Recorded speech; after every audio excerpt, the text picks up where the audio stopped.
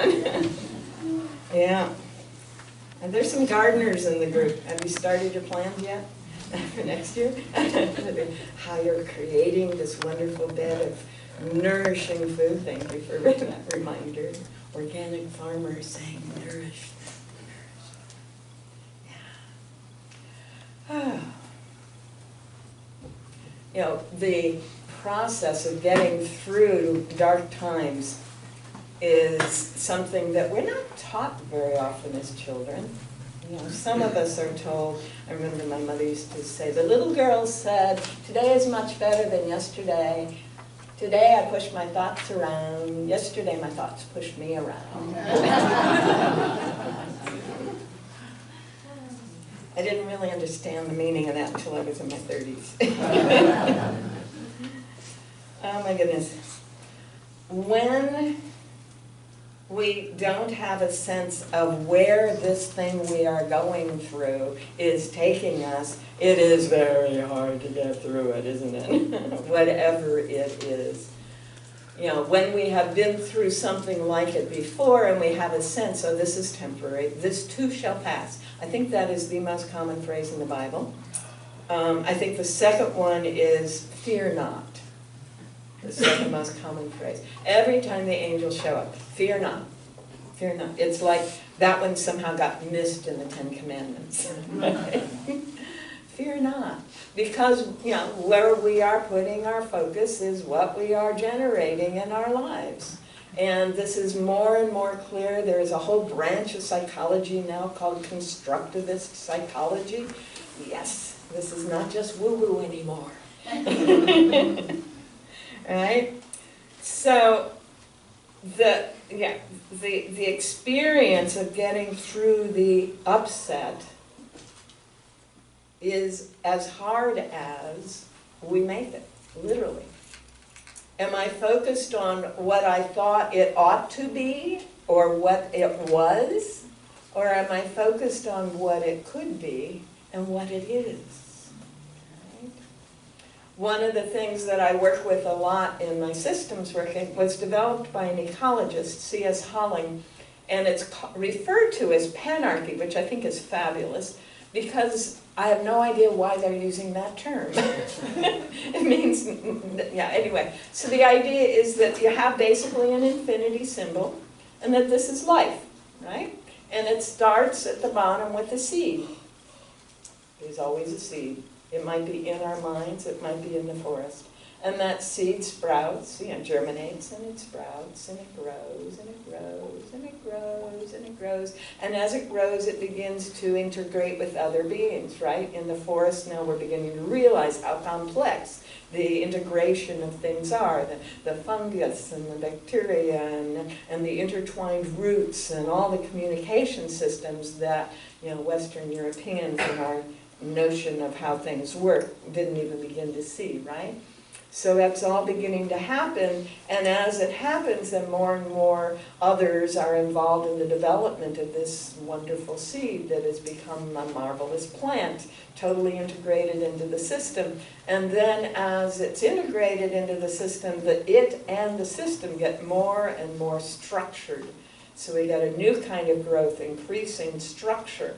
And in a tree, that looks like thicker and thicker bark, right? And heavier branches. It's less flexible, you know, when the winds come and you end up with a branch in your roof.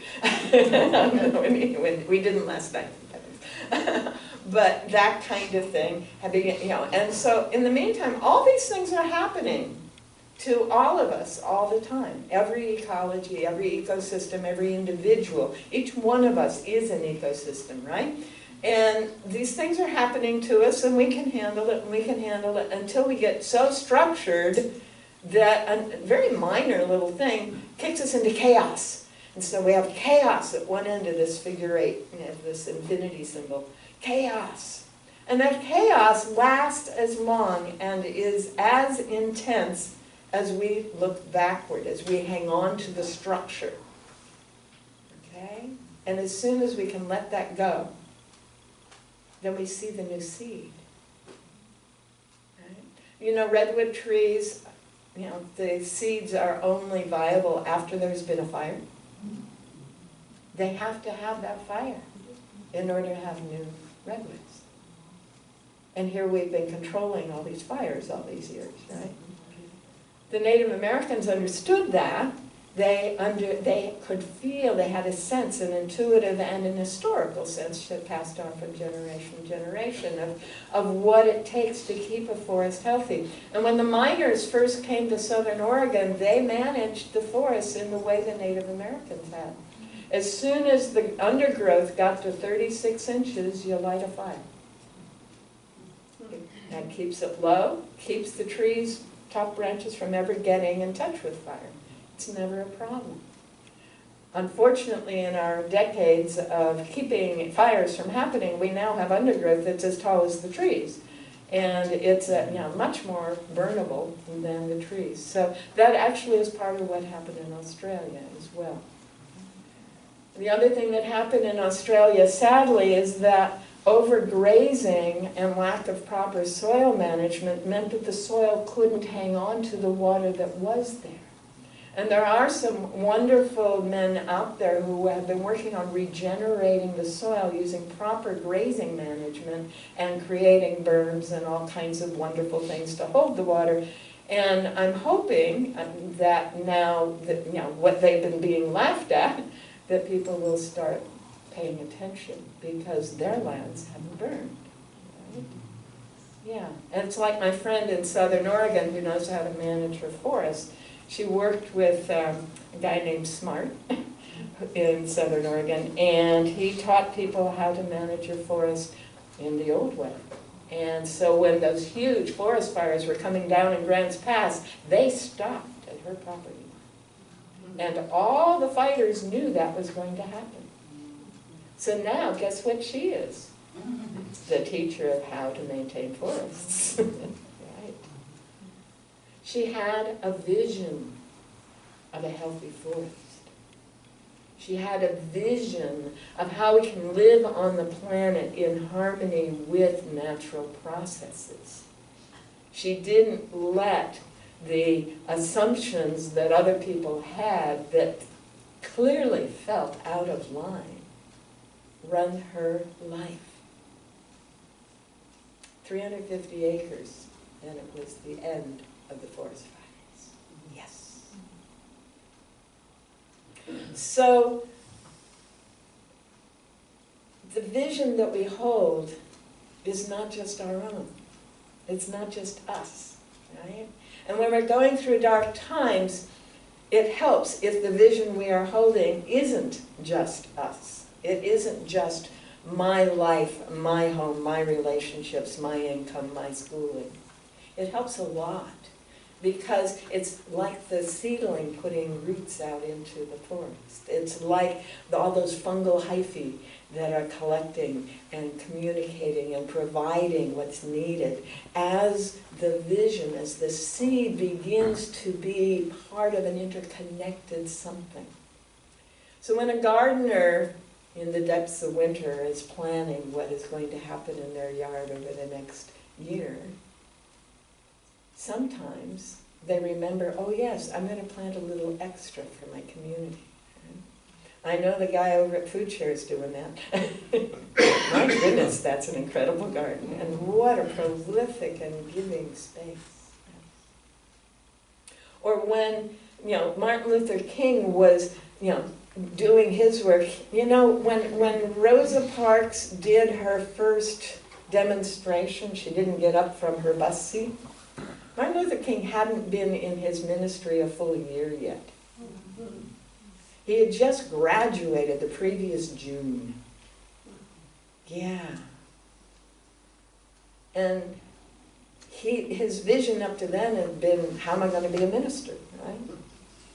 And she opened up a possibility that was so much bigger than that. And he didn't want it. He didn't even want to think about going there because he was in the habit of thinking about his vision for himself and his ministry.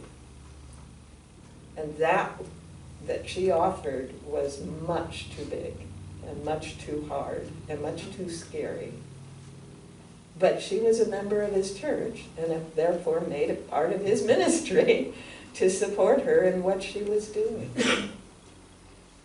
And the church community as a whole created the bus boycott. And if you haven't seen the Whoopi Goldberg film, The Long Walk, you probably don't understand what the bus boycott is about. I strongly recommend seeing that movie. And that began something in him. That was the seed of his new vision, his new possibility, right? And we like to think that the I Have a Dream speech in August of 1963 was like the pinnacle of his career. But actually it was just the ending of one phase and the beginning of the expansion of a new seed and a new vision. Because he began to understand that it wasn't just about racism. It wasn't just about how our country treats people of color. It was about how our country treats people. How few people have access to all the resources that they are, let's see, how did that declaration put it? The inalienable rights. They cannot be separated from them, and yet somehow that very government has managed to do that for far too many people, and I'm not quite sure how the Founding Fathers would be feeling about that right now. It didn't fit their vision. We were much closer to their vision between 1955 and 1962 than we have been at any time since as a nation. Wow. Something got shifted. We live in a world that has been defined by what has almost accidentally happened, where individuals following their vision have not included the larger possibility. And so we have all this technology, and we have all this industrial product that we call food. And we have, all of these tools and these ways that we build houses that have nothing to do with the climates they're built in. And all of these things, it's very strange because none of it fits any overall vision of what's possible here. It just is someone implementing what they're interested in without being connected with the whole. It's time. It's time for us to acknowledge that our actions, that we can never do just one thing. That's a fundamental systems law. Everything is interconnected, it's all one interconnected whole, and nobody, no thing can do just one thing. Just breathing affects everybody. Wow. Can we begin to acknowledge that prosperity is not an individual process? Can we begin to recognize that every possible experience, every possible dream is interconnected with every other dream? I loved Patty's poem today because everything she described touches everyone, doesn't it? And yet it's someone, somewhere, being that, doing that, saying that.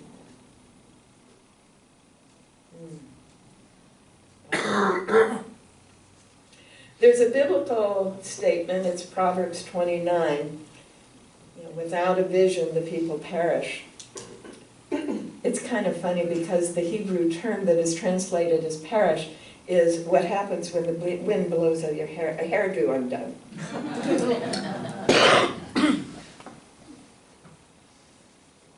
Yeah, and I notice most of us don't have the kind of hair that's going to have a problem in the wind. Yeah, we live in Florence. We understand the wind. So without a vision, a community falls apart into a confused tangle. That's really what it's saying. Without a shared vision is the implication. And we're going to be getting together in a few weeks, and we're going to be working on our vision for this community of Florence Unitarian Universalists within a larger community, within a larger community. And we are going to recognize, I know because I know who you are, that every action that we choose as a congregation will be having an impact on the larger community. And what I'd like to invite you to do over the next 30 days, plus or minus 28, is to be thinking about not only what your vision is for your life, not only your vision for your immediate circle, not only your vision for food, which I hope you are thinking about, but your vision for this community, this nation, and this planet. Because without a shared vision, it all comes apart.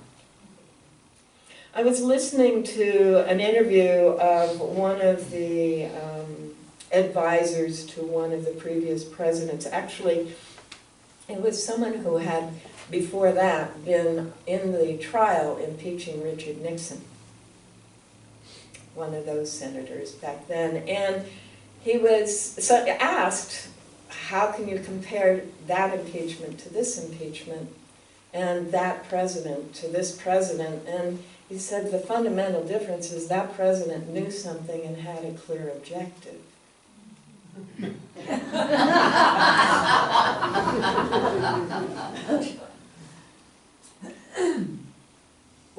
What would our vision be? And the person came back and said, so what would be an appropriate objective for us to have for the Middle East? And what is their objective for us? And he says, well, it's obvious. Theirs is get us out of there. I can understand that. You know, we're kind of messing with their lives, right? Our Americans are hanging out in their part of the world. And he says, and ours needs to be that there are stable, prosperous nations making up the Middle East. And that's it. Well said. That's it. Well said. And I went, wow, that is interesting. Can we hold that vision? Yes. Yeah. And can our lives somehow be tied into that vision as well? Yes, we can. Thank you, Donald. So Leo Tolstoy says, one needs a vision of the promised land in order to have the strength to move. Right? If we don't have a vision of a world that works, that's made up of regions that are prosperous and stable, where people are honored, how are we ever going to move in that direction? Right? If we allow our individual, isolated little lives to be the only things that matter, we're in trouble. Because like the forest, we are part of an interconnected web. We can't do just one thing. And the consequences will come back and bite us. Les Brown, not the band leader, but the motivational speaker, says that if you have no vision of yourself in the future, you have nothing to live for. That's really important when you get past retirement age, right? How many people just sit down and basically quit? Right? Nah, we need a vision of our future, individually and collectively. And so, as I said earlier, I invite you over the next month or so to play with this idea of the vision. What would it look like? Draw it, write it, sing it. You know, what are some of the songs that would be part of it? What are some of the possibilities that you can imagine for yourself and for others in this world? What are the interconnections that you can see will lead to even more joy and peace and beauty in this world? Yeah? Deepak Chopra says, the more boundless the vision, the more real you are. I like that. And so this is my own personal challenge. It came out of the guidance I got when I went inside after the leg went kaplooey. And I was told I had allowed my perception of other people's needs to drive my actions. And that's appropriate, I'm a minister. But what it was reminding me was that I was letting the stuff of the moment drive my actions instead of the vision drive my actions. So I've spent the last month clarifying that vision. That boundless vision. It is huge. It's an impossible vision. And it must be possible. It must. It can't not be possible. That our world be a place where humanity, all of humanity, lives out their dreams, fully supported, fully supplied, in harmony with planetary processes, with nature in all the ways she unfolds. Yes? Yes. Yes. And so it is. Thank you.